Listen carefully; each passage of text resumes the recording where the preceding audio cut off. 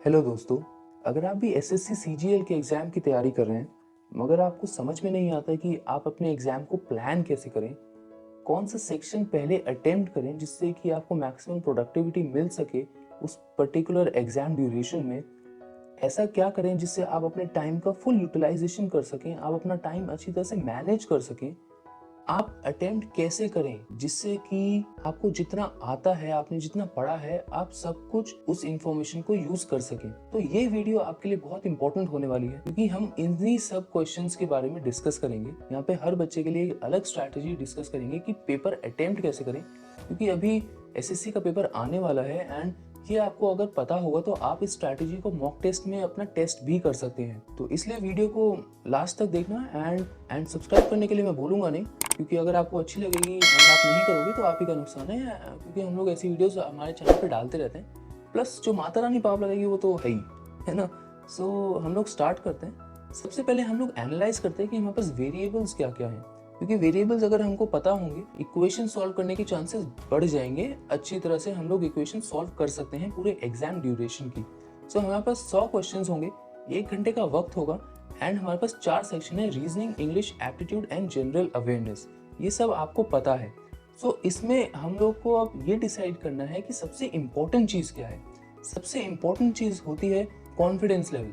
अगर आपका confidence level है, पहले 10 मिनट में अगर आपने ये देख लिया कि मैं ये पेपर सॉल्व कर सकता हूँ, तो आपका पेपर बहुत अच्छा जाएगा। फर्स्ट 10 मिनट्स विल डिसाइड कि how you will be able to solve the paper, how you will be able to attempt the paper and clear it. Okay, so उस चीज़ के लिए हम लोगों को कॉन्फिडेंस लेवल बिल्डअप करना बहुत ज़रूरी है। पहले 10 मिनट में अगर आपने देख लिया कि yes I can solve this question paper, I can clear this tier 1, so आप लोग कर लेंगे। कभी कभी क्या होता है ना कि हम लोगों को बोला जाता है कि ये स्ट्रैटेजी अडॉप्ट कर लो सब के सब बच्चों को, मगर ऐसा नहीं होना चाहिए। कोई भी एक यूनिवर्सल स्ट्रैटेजी नहीं होती है, क्योंकि हर बच्चे का अपना एक माइंडसेट होता है, अपना तरीका होता है पढ़ने का। सो इसलिए हर बच्चे की अलग अलग स्ट्रैटेजी होती है, तो हम उसी के बारे में डिस्कस करेंगे कि वो हम लोग कैसे अडॉप्ट करें। सबसे पहले स्ट्रैटेजी पे जाने से पहले आपको पता होना चाहिए कि आपकी स्ट्रेंथ और वीकनेसेस क्या हैं। 4 सेक्शंस हैं हमारे पास, एक तो रीजनिंग, एक इंग्लिश, एक एप्टीट्यूड और एक जनरल अवेयरनेस। अब इसमें अगर मैं अपना एग्जांपल लूँ तो मुझे पता है कि मेरी इंग्लिश अच्छी है, तो सबसे पहले अटेम्प्ट में करूँगा इंग्लिश, क्योंकि मुझे पता है कि अगर मैं इंग्लिश को अटेम्प्ट करूँगा मैं ज़्यादा से ज़्यादा क्वेश्चंस कर सकता हूँ एंड ज़्यादा से ज़्यादा क्वेश्चंस मेरे सॉल्व हो जाएंगे। अगर शुरू के 10-15 मिनट में मैंने 10-15 क्वेश्चन सॉल्व कर लिए तो उससे मुझे कॉन्फिडेंस होगा, उससे मेरा कॉन्फिडेंस बहुत बूस्टअप होगा, जिससे कि क्या होगा, बाकी के अगर कोई डिफिकल्ट क्वेश्चंस भी होगा तो उनको भी मैं सॉल्व कर सकता हूँ। आप में से किसी का इंग्लिश अच्छा है और उसने मैथ्स स्टार्ट कर दिया एंड उससे मैथ्स के क्वेश्चंस नहीं बने, तो उससे क्या होगा, उसको कॉन्फिडेंस कम होगा एंड जो क्वेश्चन उसको आते भी होंगे ना वो नहीं कर पाएगा। तो आपके पास 60 मिनट है, 60 मिनट्स यू हैव।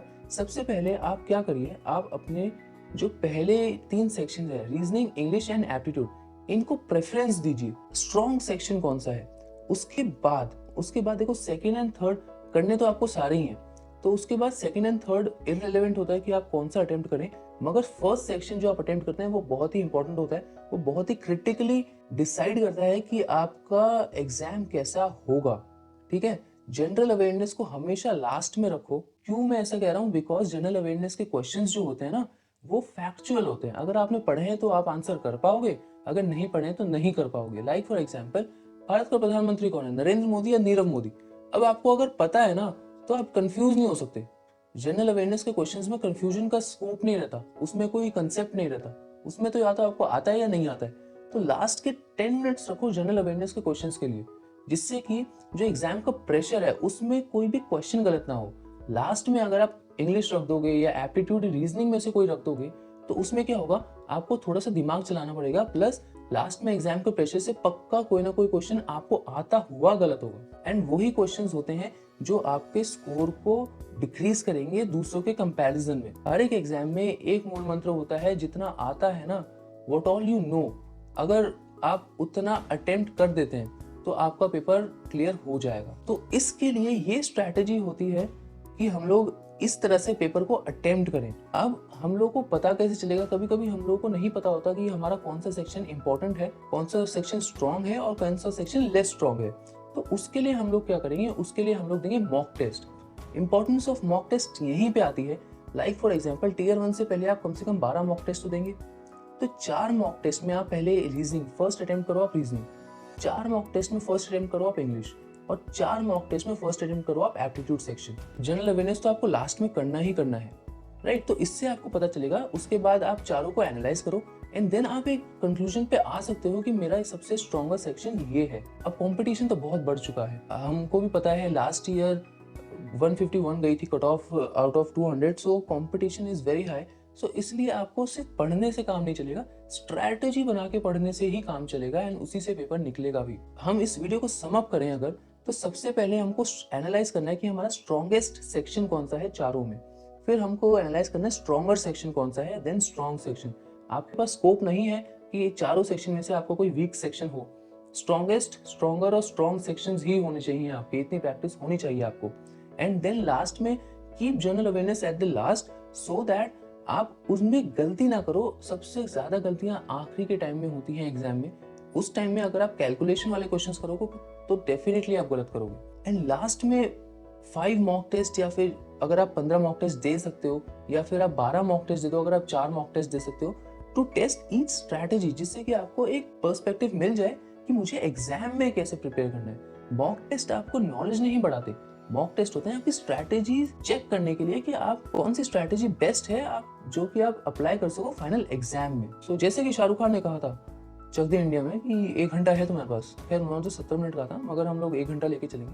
तो अगर 1 घंटे आप लोग पूरे मन से उस एग्जाम को दे सको, प्लस आपको पता हो कि कैसे स्टार्ट करना है, कैसे एंड करना है, राइट, सो आपका एग्जाम क्लियर होने से कोई नहीं रोक सकता। सो प्रिपेयर वेल, एंड कोई भी डाउट हो किसी भी एग्जाम से रिलेटेड जो आप प्रिपेयर कर रहे हो, कैसे अटेम्प्ट करें, क्या अटेम्प्ट करें, कहाँ से अटेम्प्ट करें, तो आप कमेंट बॉक्स में लिख सकते हैं। We will address each and everybody individually. So with this we end this video, and हमारी नेक्स्ट वीडियो में हम लोग डिस्कस करेंगे कि जो एग्जाम का दिन होता है उसमें आपका रूटीन क्या रहना चाहिए, उसमें आपको क्या क्या चीजें करनी चाहिए जिससे कि आपकी एफिशिएंसी ज्यादा हो। So stay tune to our channel, subscribe it so that you don't miss any of such videos. Okay, take care and all the best.